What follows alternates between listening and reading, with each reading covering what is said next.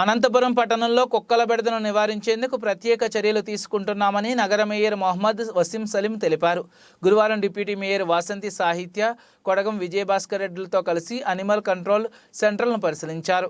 గత 3 ఏళ్ల కాలంలో ప్రతి నెల కుక్కలకు అందించే వ్యాక్సినేషన్, యాంటీ రెబెల్స్ వ్యాక్సినేషన్కు సంబంధించి పక్కాగా నివేదికలు ఉన్నట్లు తెలియజేశారు. ఈ కార్యక్రమంలో కార్పొరేటర్లు గౌస్ బేగ్, అస్బుసలే, దుర్గాదేవి, కార్పొరేషన్ అధికారులు, డాక్టర్లు తదితరులు పాల్గొన్నారు. డిప్యూటీ మేయర్స్, కార్పొరేటర్స్, మా అధికారులందరూ కూడా అనిమల్ బర్త్ కంట్రోల్ సెంటర్ని విజిట్ చేయడం జరిగింది. గత 3 years నుంచి కుక్కల బెడద ఎక్కువ ఉందని చెప్పి ప్రతిరోజు మనం చూస్తున్నాం. చిన్నపిల్లలకి ఎక్కడైనా బయటకు పిలిచిపోవాలా, తల్లిదండ్రులు పిల్లల్ని పిలిచిపోవాలన్నా కూడా ఈ కుక్కల బెడదతో చాలా భయపడేవాళ్ళు. అదేవిధంగా రాత్రిపూట్లో కూడా ఎక్కడ పోవాలన్నా కూడా గుంపులుగా కుప్పలు ఉండేవి.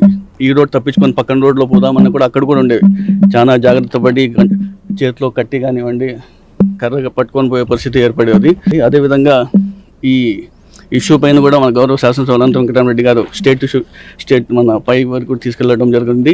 కొన్ని రోజుల తర్వాత డిసెంబర్లో మొత్తం రాష్ట్ర వ్యాప్తంగా దీనికి మన డైరెక్టర్ ఆఫ్ అనిమల్ హస్బెండరీ వాళ్ళు కూడా దీనికి టెండర్స్ కూడా పిలిచడం జరిగింది. డైలీ చెప్పున 50 to 55 కుక్కలు ఇక్కడ అనిమల్ బర్త్ కంట్రోల్ ఆపరేషన్స్కి తీసుకొచ్చి ఎవ్రీడే 50 to 55 ఆపరేషన్స్ కూడా చేస్తామని కూడా చెప్పడం జరిగింది.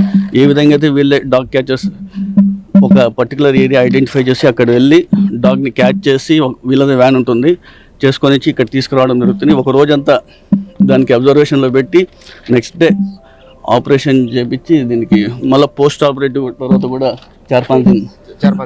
3-4 days ఆ కుక్కర్కి సంబంధించి మెడిసిన్స్ కానివ్వండి, ఫుడ్ అన్నీ కూడా వీళ్ళే చూసుకొని మళ్ళీ అదే ఏరియాలో పోయి రీలొకేట్ కూడా చేయడం జరుగుతుంది. దీనికి ఒక కమిటీ కూడా ఏర్పాటు చేయడం జరిగింది.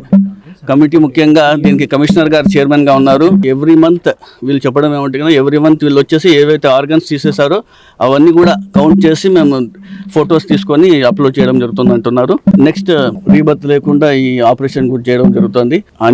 Animal birth control and anti rabies వ్యాక్సినేషన్తో పాటు ఈ కార్యక్రమాన్ని వీళ్ళు చేపట్టడం జరుగుతుంది.